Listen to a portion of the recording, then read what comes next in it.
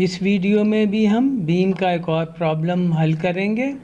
उसमें हमें बीम पर लोडिंग पता होगी, बीम की क्रॉस सेक्शन की शक्ल और उसकी ज्योमेट्रिक प्रॉपर्टीज़ पता होंगी और हम मैक्सिमम टेंसाइल और मैक्सिमम कंप्रेसिव नॉर्मल स्ट्रेस निकालेंगे। प्रॉब्लम की स्टेटमेंट मैं पढ़ता हूँ। A beam is loaded and supported as shown. Calculate maximum tensile and compressive normal stress in the beam for symmetric cross section shown. ये overhanging beam है। इसमें ये दो डाउनवर्ड कंसंट्रेटेड फोर्स लगी हुई हैं। ये डाउनवर्ड डिस्ट्रीब्यूटेड फोर्स है जो ओवरहैंगिंग पार्ट में लगी हुई है। पॉइंट ए और पॉइंट डी से बीम जो है वो पिन सपोर्टेड है। क्रॉस सेक्शन पर आए तो क्रॉस सेक्शन एक टी की शक्ल का है। क्रॉस सेक्शन के जो तीनों किनारे हैं उस पर सेमी सर्कुलर एंड्स लगे हुए हैं। बाकी तमाम डायमेंशंस यहाँ पर गिवन है। लाइन ऑफ एक्शन जो हम फॉलो करेंगे वो बिल्कुल वही है जो पिछले प्रॉब्लम के लिए हमने की थी कि सबसे पहले हम जो है वो बीम पर जो शेयर फोर्स और बेंडिंग मोमेंट डायग्राम बनाएंगे, वहाँ से हम मैक्सिमम बेंडिंग मोमेंट अखज़ कर लेंगे। फिर क्रॉस सेक्शनल प्रॉपर्टीज़ कैलकुलेट करेंगे और उसके बाद आखिर में फ्लेक्चर फार्मूला इस्तेमाल करते हुए मैक्सिमम कंप्रेसिव और मैक्सिमम टेंसाइल स्ट्रेसेस निकाल ली जाएंगी। सबसे पहले एक्सटर्नल रिएक्शन कैलकुलेट किए जाएंगे। उसके लिए बीम को जो उसके एक्सटर्नल सपोर्ट है वहाँ से रिलीज़ करके वहाँ फोर्सेस लगा दी जाएंगी। आर ए और आर डी ये भी हमें पता नहीं है, ये हम स्टैटिक्स की इक्विलिब्रियम इक्वेशन से कैलकुलेट करेंगे। तो उसके लिए पहले मोमेंट लेंगे पॉइंट डी पर और उससे हम आर ए की वैल्यू 7.1 किलो न्यूटन निकाल लेंगे। फिर सम फोर्सेस सम करेंगे वाई डायरेक्शन में तो हमें आर डी यानी कि यहाँ पे जो फोर्स है एक्सटर्नल सपोर्ट की वजह से वो 21.9 किलो न्यूटन मिल जाएगी। बीम को अगर हम गौर से देखें तो बीम में एक ये सेक्शन है ए से बी तक, दूसरा सेक्शन है बी से सी तक, तीसरा सेक्शन सी से डी और चौथा सेक्शन डी से ई तक है।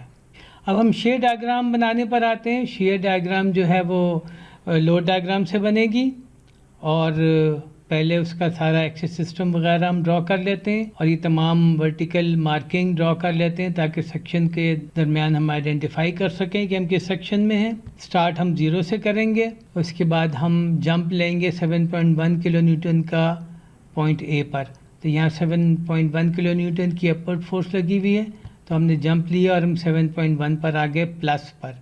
उसके बाद यहाँ से लेके यहाँ तक ए से लेके बी तक कोई डिस्ट्रीब्यूटेड फोर्स नहीं है। डिस्ट्रीब्यूटेड फोर्स की इंटेंसिटी 0 है। इसका मतलब है कि शेयर में कोई तब्दीली नहीं होगी, तो हम 7.1 पर ही रहेंगे।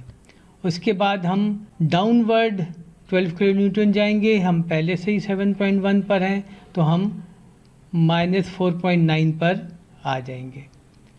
उसके बाद हम देखते हैं कि बी से सी तक कोई डिस्ट्रीब्यूटेड फोर्स नहीं लगी हुई, तो इसका मतलब है कि शेयर में कोई चेंज नहीं होगी, तो शेयर पूरे सेक्शन में -4.9 किलो न्यूटन ही रहेगी। उसके बाद हम 2 किलो न्यूटन फर्दर डाउनवर्ड जाएंगे, -6.9 किलो न्यूटन पर हम पहुंच जाएंगे पॉइंट सी पर। उसके बाद अगले सेक्शन में भी हम देखते हैं कि कोई डिस्ट्रीब्यूटेड फोर्स नहीं लगा हुआ, तो इसका मतलब है कि शेयर जो है वो कोई तब्दील नहीं होगा, -6.9 ही रहेगा पूरे सेक्शन में। उसके बाद 21.9 किलो न्यूटन फोर्स की वजह से हम अपवर्ड जाएंगे और हम +15 किलो न्यूटन पर आ जाएंगे। आखिरी सेक्शन में हम देखते हैं कि डिस्ट्रीब्यूटेड फोर्स लगी हुई है जिसकी इंटेंसिटी 6 किलो न्यूटन पर मीटर है और इसका एरिया 6 × 2.5 यानी कि 15 किलो न्यूटन है। तो हम पहले से ही 15 पर हैं, चेंज भी 15 है और चूंकि ये कांस्टेंट है तो हम लीनियरली 0 पर चले जाएंगे। ये हमारी शेयर डायग्राम कंप्लीट हो गई और अब हम मोमेंट डायग्राम बनाने पे जाएंगे। अब हम बेंडिंग मोमेंट डायग्राम की कंस्ट्रक्शन पर आते हैं। बेंडिंग मोमेंट डायग्राम जो है वो शेयर डायग्राम से बनती है, तो शेयर डायग्राम हमने पहले से ड्रॉ की हुई है। उसके नीचे हम बेंडिंग मोमेंट का एक्सिस सिस्टम बना लेते हैं, सारे जो सेक्शन हैं उनको आइडेंटिफाई कर लेते हैं और अब हम बेंडिंग मोमेंट बनाने पर चलते हैं। तो स्टार्ट एज़ यूजुअल यानी कि हमेशा की तरह 0 से होगा। फिर हम एरिया कैलकुलेट करेंगे। इसका एरिया है 14.2 kilo newton metre, 7.1 multiplied by 2। तो हम लीनियरली, क्योंकि ये कांस्टेंट है, तो हम लीनियरली ऊपर जाएंगे 14.2 पर। तो हम 0 पे थे, हम 14.2 पे चले गए। फिर हमने ये एरिया कैलकुलेट किया सेक्शन बी और सी के दरमियान। ये एरिया है -12.25 किलो न्यूटन मीटर और ये नेगेटिव है। तो हम नीचे जाएंगे लीनियरली, क्योंकि ये कांस्टेंट है तो हम लीनियरली नीचे जाएंगे और नीचे चेंज चूँकि -12.25 पर है, जबकि हम पहले से ही 14.2 पर हैं। तो जब हम नीचे जाएंगे तो हम +1.95 पर चले जाएंगे। फिर अगले सेक्शन का एरिया हम देखते हैं, वो भी नेगेटिव एरिया है और इसकी अमाउंट -20.7 किलो न्यूटन मीटर है। तो हम पहले से ही +1.95 पर हैं और चूँकि ये कांस्टेंट है तो हम लीनियरली नीचे जाएंगे -18.75 पर।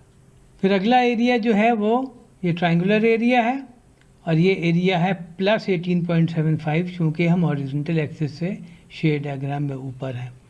तो हम पहले ही -18.75 पे थे, तो चेंज अगर +18.75 पर है तो हम 0 पे चले जाएंगे।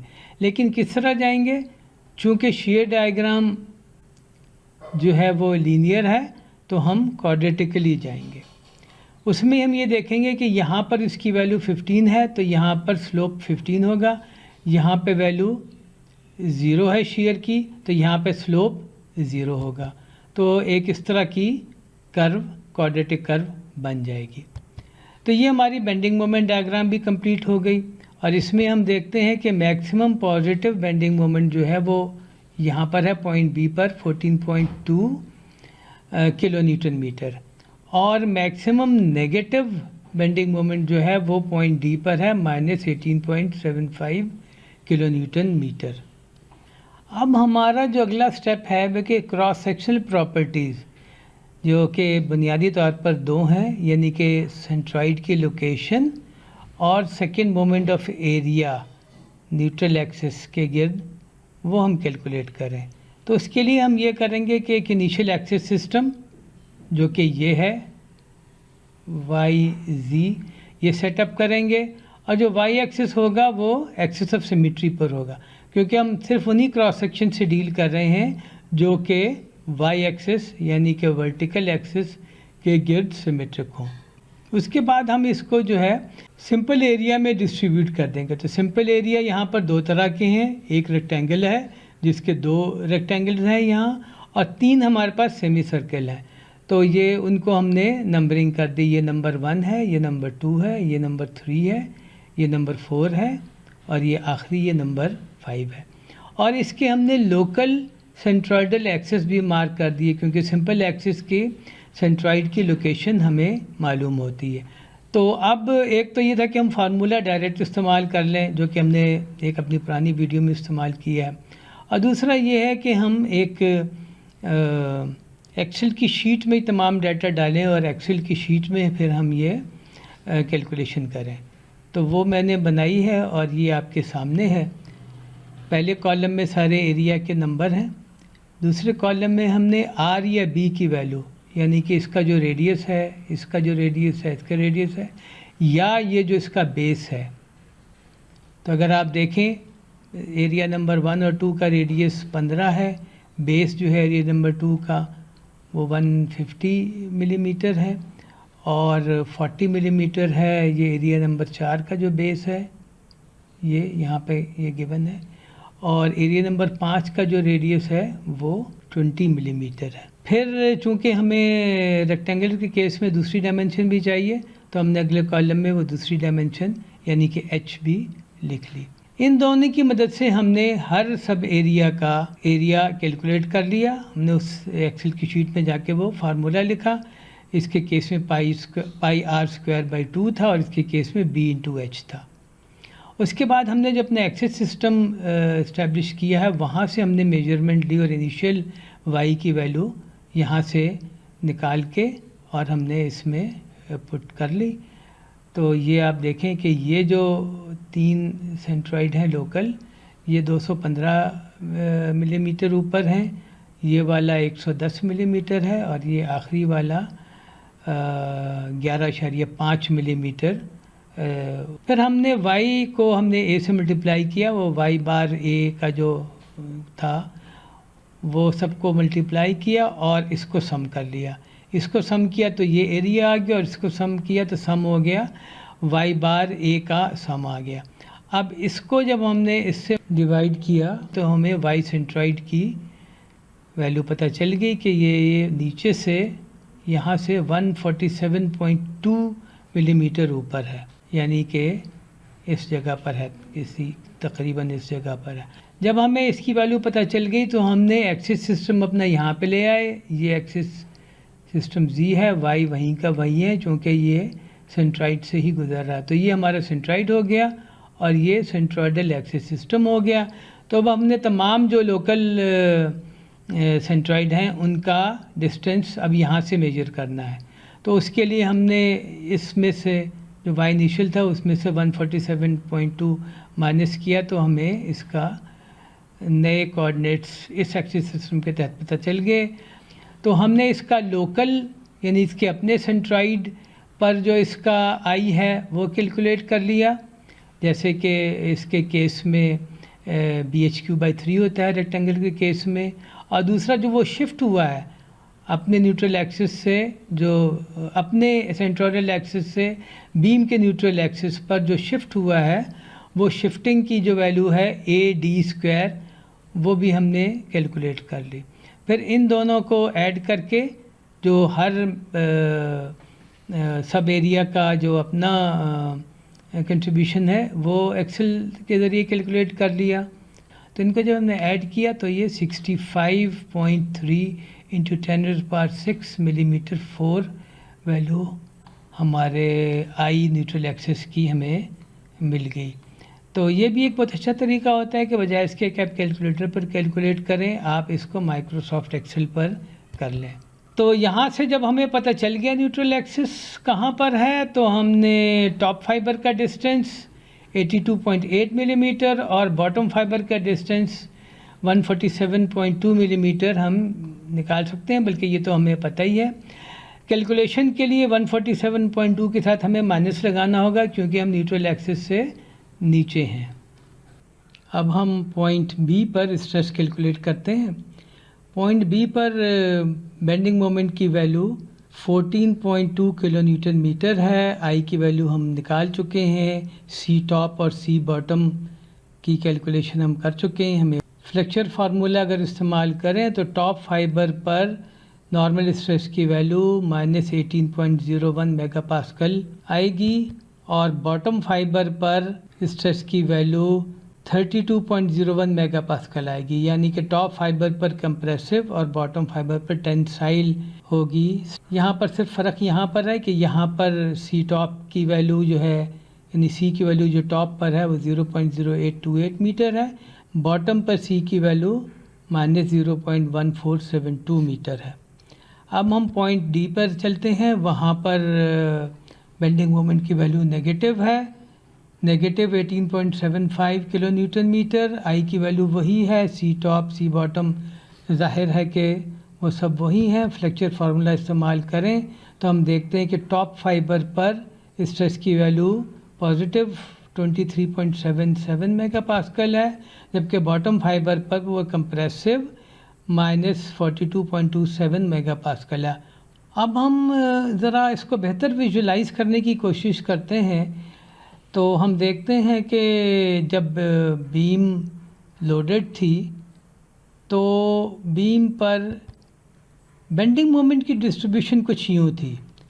ये लोड जो है ये बरकरार है और बेंडिंग मोमेंट पॉइंट से पॉइंट पर चेंज होती चली गई है। यहाँ पे ज़ीरो थी, यहाँ पे ज़ीरो थी, लेकिन इसके बाद ये कुछ बढ़ी, फिर कुछ कम हुई, फिर नेगेटिवली बढ़ी, फिर कुछ कम होकर दोबारा ज़ीरो पर चली गई। तो हम उसमें देखते हैं कि पॉइंट बी पर जो बेंडिंग मोमेंट थी वो 14.2 किलो न्यूटन मीटर थी पॉजिटिव, जबकि पॉइंट डी पर ये थी 18.75 किलो न्यूटन मीटर नेगेटिव। तो इन दोनों वैल्यूज़ के साथ जब हमने कैलकुलेशन की तो पता चला कि पॉइंट बी पर टॉप फाइबर पर -18.01 मेगा पास्कल है, यानी कि कंप्रेसिव, जबकि उसी पॉइंट पर यानी पॉइंट बी पर ही लेकिन बॉटम फाइबर में नीचे यहाँ पर ये +32.01 मेगा पास्कल है। और अगर पॉइंट डी पर आए तो टॉप फाइबर पर ये टेंसाइल है 23.77 मेगा पास्कल, और बॉटम फाइबर पर इसी पॉइंट डी पर होते हुए बॉटम फाइबर पर ये -42.27 किलो मेगा पास्कल है, यानी कि कंप्रेसिव। तो अब इस सिचुएशन में हम ये देखते हैं कि जो मैक्सिमम टेंसाइल नॉर्मल स्ट्रेस है वो 32.01 है और वो पॉइंट बी के बॉटम फाइबर पर है। इसी तरह मैक्सिमम कंप्रेसिव नॉर्मल स्ट्रेस जो है वो 42.27 मेगा पास्कल है और वो पॉइंट डी पर है, और पॉइंट डी पर भी वो बॉटम फाइबर में ही है। और ये सिचुएशन ये एक ही वक्त में होंगी। आप इसको यूँ ना समझें कि पहले हमने 14.2 लगाया, फिर ये आ गया, फिर 18.7 लगाया तो ये आ गया, ऐसा नहीं है। आपने जैसे ही ये लोड लगाए तो ये बेंडिंग मोमेंट सिचुएशन क्रिएट हो गई, और उसकी वजह से यहाँ से लेके यहाँ तक थ्रू आउट कुछ ना कुछ सिग्मा एक्स क्रिएट हो गया, जो टॉप फाइबर पर कुछ और है, बॉटम फाइबर पर कुछ और है, यहाँ पे भी कुछ वैल्यू होगी, यहाँ पे भी कुछ वैल्यू। उनमें जो मैक्सिमम है वो हम आपको दिखा रहे हैं कि ये मैक्सिमम वैल्यूज़ हैं, और उसमें से भी जो पूरी बीम की जो मैक्सिमम वैल्यू है वो ये है। पॉजिटिव ये वाली है यहाँ पर और नेगेटिव ये वाली है यहाँ पॉइंट डी पर। उम्मीद है आपको ये वीडियो पसंद आई होगी और इससे आपके काफ़ी कॉन्सेप्ट जो हैं वो क्लियर हुए होंगे। Thank you very much.